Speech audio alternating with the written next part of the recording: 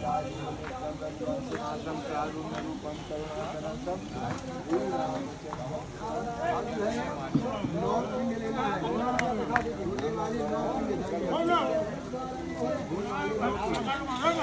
जगह का नाम है ऐसे सूरज कुंड तालाब। इस तालाब का नाम सूरज कुंड। और पिंडदान करने वालों के लिए ये पंचतीर्थी वेदी है। यहाँ पर 5 तीर्थों का नाम लेकर पिंड किया जाता है।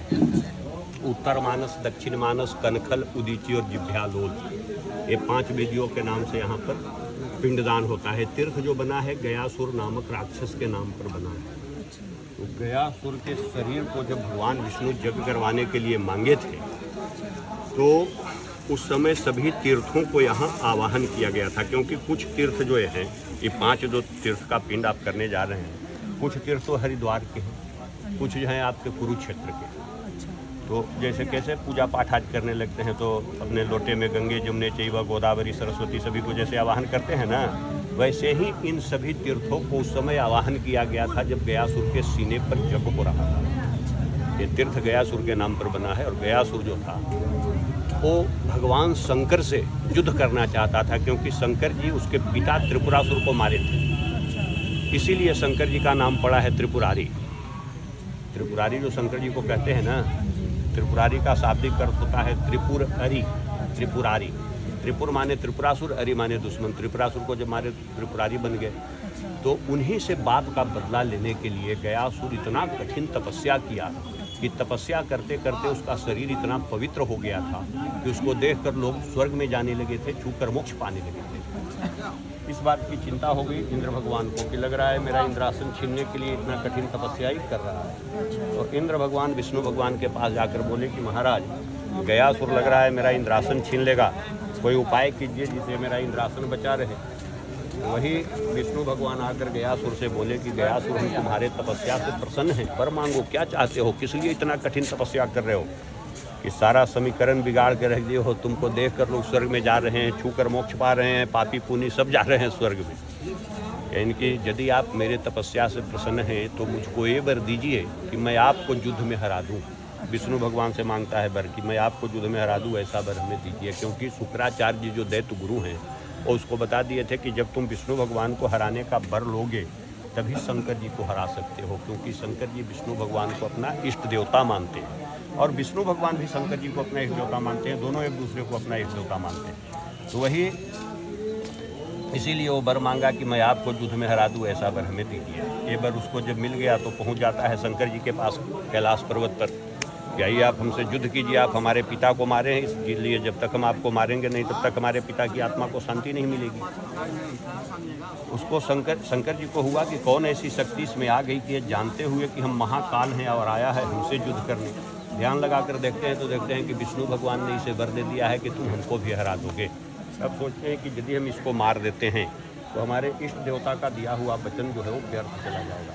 तो वही विष्णु भगवान कहते हैं, शंकर जी कहते हैं गयासुर से कि गयासुर, तुमसे हम युद्ध तो करेंगे लेकिन कुछ समय दो हमको। कहा कि ठीक है, हम आपको 2-4-5 दिन का समय दे देते हैं, फिर 5वें दिन आएंगे आपसे युद्ध करने। हुआ कि ठीक है, 5 दिन के बाद आना फिर तुम हमारे पास। अब शंकर जी जाते हैं विष्णु भगवान के पास, उनसे पूछते हैं कि महाराज, गयासुर हमसे युद्ध करना चाहता है, आप उसको वर दे दिए हैं कि तुम हमको भी युद्ध में हरा दोगे। अब उससे युद्ध हम करें तो कैसे करें? इनकी आप युद्ध उससे कीजिए, लेकिन 2 प्रस्ताव के साथ। पहला प्रस्ताव उसके सामने रखिएगा कि युद्ध जो हम दोनों में होगी वो द्वंद्व युद्ध होगी, न तुम्हारी कोई सेना होगी न हमारी कोई सेना होगी, केवल हम दोनों लड़ेंगे। और दूसरा प्रस्ताव उसके सामने रखिएगा कि युद्ध जो हो उसी के धरती पर हो, क्योंकि युद्ध जहाँ होती है क्षति वहीं होती है। इसलिए जाइए, 2 प्रस्ताव के साथ आप युद्ध कीजिए। आ गए शंकर जी गयासुर के पास। गयासुर से बोले, गयासुर, हम तुमसे युद्ध करेंगे लेकिन ये 2 प्रस्ताव हैं हमारे। गयासुर बोला कि आप जैसे कहिए वैसे हम तैयार हैं युद्ध करने के लिए, वो नारियल वाला लिफाफा दीजिए। तो समय निर्धारित हो गया, दोनों विष्णुपद मंदिर के पास पहुंच जाते हैं, जहां इसके बाद हम लोग जाएंगे। वहां पर पहुंच जाते हैं। शंकर जी अपना त्रिशूल लेके युद्ध के लिए तैयार हैं, गयासुर अपना गदा लेके तैयार है। इस दृश्य को जब भगवान विष्णु देखते हैं वैकुंठ लोक से तो उनके मन में होता है कि यदि ये दोनों में युद्ध ठन जाएगा तो इस युद्ध का निर्णय जल्दी नहीं होगा, क्योंकि शंकर जी महाकाल हैं, उनको कोई मारिए नहीं सकता है। गयासुर को हम वर दे दिए हैं तो ये जल्दी हारिए नहीं सकता है। इसलिए किसी तरह चलकर युद्ध को रोकना चाहिए। अब सोचते हैं कि रोके कैसे, जाकर हम गयासुर से बोलेंगे गयासुर तुम युद्ध मत करो तो मानेगा नहीं, इसीलिए इतना कठिन तपस्या किया है। तो उस समय भगवान विष्णु एक ब्राह्मण का भेष बना दिए और आकर गयासुर के पास खड़े हो जाते हैं। गयासुर से कहते हैं गयासुर हम यज्ञ करना चाहते हैं। गयासुर बोला ठीक है आप यज्ञ करना चाहते हैं तो जितना कहिए उतना मदद कर दे यज्ञ में आपको, इनके हम तुम्हारे पास आर्थिक मदद के लिए नहीं आए हैं। हम तीनों लोक से घूमते हुए आ रहे हैं, कहीं पवित्र जगह नज़र नहीं आया जहां हम यज्ञ कर सकें। पूछा कि तब कहाँ यज्ञ कीजिएगा जब तीनों लोक में कोई पवित्र जगह नहीं है। इनकी तुम विष्णु भगवान का तपस्या करके अपना शरीर इतना पवित्र कर लिए हो कि तुमको देख कर लोग स्वर्ग में जाते हैं, छू कर मोक्ष पाते हैं। यदि तुम अपना शरीर मुझे दो तो मैं तुम्हारे ऊपर यज्ञ करूं। अब वो सोचने लगा कि जब हम अपना शरीर दे देंगे तो फिर बाप का बदला कैसे लेंगे। सोचने की मुद्रा में उसको विष्णु भगवान जो ब्राह्मण के रूप में थे वो देखते हैं तो उनके मन में होता है कहीं ऐसा न हो कि ये कह दे कि अभी नहीं, युद्ध के बाद देंगे। तो बीच में ही वो बोल पड़ते हैं जो ब्राह्मण रूप में थे विष्णु भगवान कि यदि तुम अपना शरीर मुझे नहीं दोगे तो तुमको न कहने से एक यज्ञ नहीं होगा, इसका पाप तुमको लगेगा। और दूसरी बात हम भी ब्राह्मण हैं, हमको भी क्रोध आ जाएगा तो हम भी तुमको श्राप दे सकते हैं।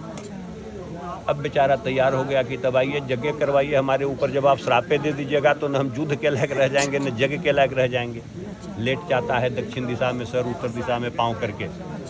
भगवान विष्णु उस समय 13 देवताओं ऋषियों को बुलवाते हैं यज्ञ करवाने के लिए। ब्रह्मा, शिव, कार्तिक, गणेश, सूर्य, चंद्र, इंद्र, कन्व, मातंग, दधीची, कश्यप, अगस्त और क्रौंच, ये 13 देवता ऋषि आए उसके ऊपर यज्ञ करवाने। 13 देवता ऋषि जब हवन कुंड वगैरह बना दिए तो यज्ञ में मुख्य भूमिका है आहुति देने की। आहुति देने के लिए चाहिए अग्नि। तो 5 अग्नि देवता होते हैं, आवाह्याग्नि, संध्याग्नि, आव संध्याग्नि, ग्राहपत्याग्नि और दक्षिणाग्नि। 5 अग्नि देवताओं का जब ध्यान लगाए 13 देवता ऋषि तो 5 अग्नि प्रज्वलित हो गए उसके शरीर के ऊपर। आग जलने लगा। आग जब जलने लगा तो आग के ताप से उसका शरीर जलने लगा क्योंकि जीवित पड़ा हुआ था। अब उठना चाहा कि किसी तरह हम उठें। उठने की कोशिश करते हुए जब 13 देवता ऋषि देखते हैं तो उनके मन में होता है कि कहीं ऐसा न हो कि हम लोग को उठे तो मारने लगे, समझ जाए कि देवताओं का साजिश था हमको समाप्त करने का। तो सब 13 देवता ऋषि जो थे वो भगवान विष्णु का ध्यान लगाते हैं कि महाराज ये तो उठना चाह रहा है, क्या करें हम लोग। इनकी आप लोग सभी अपने अपने चरणों से इसको दबाइए तबे शांत हो जाएगा। तो 13 देवता ऋषि अपने दायां चरण से उसको दबाने लगे, फिर भी शांत नहीं हुआ। तब फिर 5 अग्नि देवता जो थे वो भी अपने स्वरूप में आ जाते हैं, देवता के रूप में आ जाते हैं, वो भी दबाने लगे, फिर भी शांत नहीं हुआ। तब ध्यान लगाते हैं कि महाराज हम लोग 18 मिलकर इसको दबा रहे हैं, फिर भी ये शांत नहीं हो रहा है, अब क्या करें। इनके विष्णु लोक में एक पत्थर रखा हुआ है जिसका नाम है धर्मशिला। इस धर्मशिला को ले चलकर इसके ऊपर रखिए तबे शांत हो जाएगा। तो वही विष्णु लोक से धर्मशिला नामक पत्थर लाया जाता है, उसके सीने पर वो पत्थर रखा जाता है। साथ में भगवान विष्णु आते हैं, उस पर सीने पर पत्थर के ऊपर जब अपना दायां चरण देते हैं तो उसके शरीर में जो जलन थी वो जलन समाप्त हो जाती है, उसे शीतलता अनुभव होने लगी। शीतलता अनुभव जब होने लगी तो पकड़ लिया विष्णु भगवान का चरण कि महाराज आप कौन हो कि आपका स्पर्श मात्र से मुझे शीतलता अनुभव हो रही है। विष्णु भगवान बोले गयासुर हम भगवान विष्णु हैं और तुम हमसे युद्ध करना चाहते थे, कहो तो मैं तुमको खड़ा कर दूं, तुम हमसे युद्ध कर सकते हो। कहा कि अब मुझ में कहाँ पराक्रम है कि मैं आपसे युद्ध कर सकूं। कह के रोने लगा। रोने जब लगा तो विष्णु भगवान उससे पूछे फिर तुम रो क्यों रहे हो। कहा कि इसलिए रो रहा हूँ कि पुत्र होने का फर्ज मैं नहीं निभा सका। जब अपने पिता की आत्मा को शांति नहीं दिलवाया तो पुत्र हुआ या न हुआ बात बराबर है। इनके तुम्हारे पिता ही नहीं, तुम्हारे कुल से आज तक जितने भी लोग चले गए सभी को विष्णु लोक में मैं जगह दूंगा। और कोई इच्छा हो तुम्हारी तो बोलो। कहा कि और मेरी इच्छा है कि हमको देखकर लोग स्वर्ग में जाते थे, छूकर मोक्ष पाते थे, अब लोग कैसे जाएंगे। इनके वैसे तो नहीं जा सकते हैं, लेकिन जिस वंश परंपरा से जो भी यहाँ आकर पिंडदान जलदान करेंगे उनके पितरों को विष्णु लोक में मैं जगह दूंगा। और कोई तुम्हारी इच्छा हो तो बोलो। कहा कि और मेरी इच्छा है कि जब यहाँ आकर लोग पिंडदान जलदान करने लगेंगे तो एक तीर्थ बन जाएगा पिंडदान करने वाला। ये तीर्थ जो बने वो मेरे नाम से जाना जाए, तो वही गयासुर के नाम पर इस तीर्थ का नाम गया धाम रखा गया। इनकी और कोई इच्छा है। कहा कि हाँ और इच्छा है कि ये प्रक्रिया कभी बंद नहीं होनी चाहिए, इसलिए कम से कम एक पिंड और एक मुंड हमको रोज मिलना चाहिए।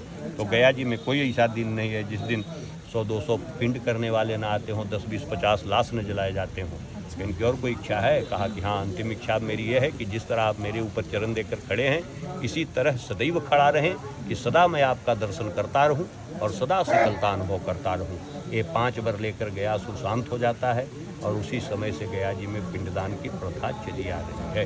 तो वही यज्ञ के समय इन सभी तीर्थों को यहाँ आवाहन किया गया था।